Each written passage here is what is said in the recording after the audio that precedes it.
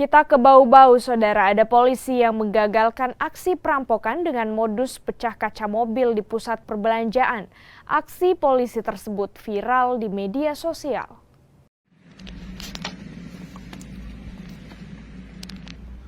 Ini adalah rekaman warga saat dua perampok dengan modus pecah kaca mobil beraksi di tempat parkir sebuah pusat perbelanjaan di kota Bau-Bau.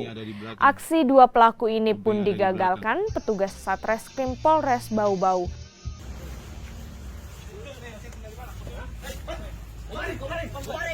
Para pelaku pun kemudian ditangkap.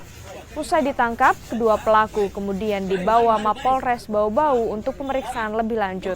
Dari hasil penyelidikan sementara, kedua pelaku sudah mengintai korban usai mengambil uang di bank.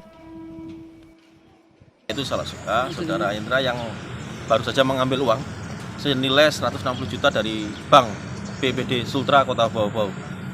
Kemudian saudara Indra ini bersama 4 orang rekan lainnya setelah melakukan makan siang, mereka menuju ke Lipo Mall Kota Bau-Bau, Lipo Mall Buton Kota Bau-Bau.